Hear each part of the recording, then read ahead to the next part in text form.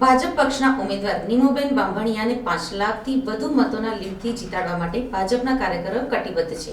ત્યારે આજે બોટાદ ખાતે મધ્યસ્થ કાર્યાલયનું ઉદ્ઘાટન કરવામાં આવ્યું હતું। બપોરે લોકસભા બેઠકને લઈ 107 વિધાનસભા બેઠક પર મધ્યસ્થ કાર્યાલયનું ઉદ્ઘાટન થશે।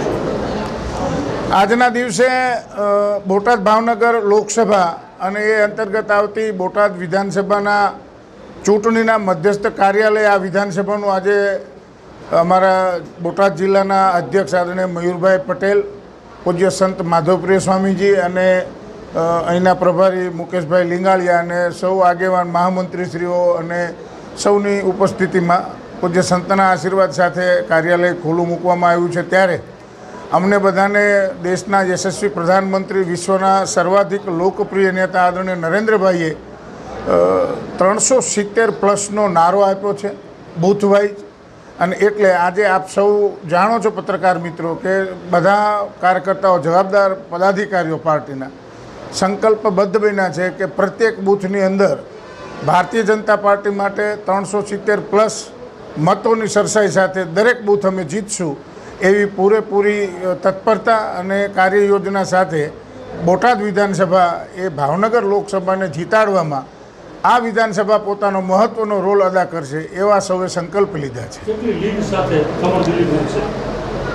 ભાવનગર લોકસભા એ ગઈ વખતે પણ આપણે ખૂબ સારી સરસાઈ એટલે 2.5 લાખથી ઉપરના મતોથી આપણે આદરણીય ભારતીબેન જીતેલા હતા।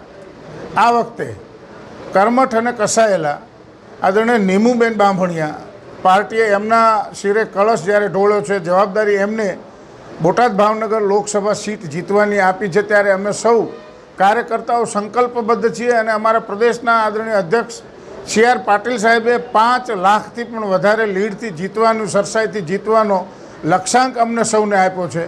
તો આ વખતે અમારો લક્ષ્યાંક ભાવનગર અને બોટાદ જે લોકસભા છે એને 5 લાખથી પણ વધારે મતોથી જીતવાનો અમે સૌ સંકલ્પ લીધો છે અને અમને ભરોસો છે આદરણીય નરેન્દ્રભાઈની મોદીની ગેરંટીવાળો રથ આઝાદીના 75 વર્ષ પછી પહેલી વાર તાલુકા કક્ષાના સનદી અધિકારીઓ વાસ્તવમાં બિલો પોવર્ટી લાઈન લોકોની ચિંતા કરી, આયુષ્યમાન કાર્ડ હોય, ઉજ્જવલા યોજના હોય કે કેન્દ્ર સરકારની અન્ય અનેક પ્રકારની યોજનાઓ હોય એનાથી લાભાર્થી લાભાન્વિત થયો છે। પ્રત્યેક ગામમાં અમે ખૂબ પરિશ્રમની પરાકાષ્ઠા સાથે કરી છે। ગામે ગામ, દાખલા તરીકે હું ગઢડા વિધાનસભામાં છું તો મેં ત્યાં દરેક ગામની અંદર જઈ અને લાભાર્થીઓને લાભ, તકથી વંચિત લોકોને તક આપવાનું કામ કર્યું છે। ત્યારે સૌ મતદાતા ભાઈ બહેનો પર પણ અમને ભરોસો અને વિશ્વાસ છે કે એ લોકો ભારતીય જનતા પાર્ટી નિશાન કમળ પર બટન દબાવી અને આ લોકસભા સીટને 5 લાખથી પણ વધુ મતોની સરસાઈથી જીતાડશે એવી પૂરી શ્રદ્ધા છે।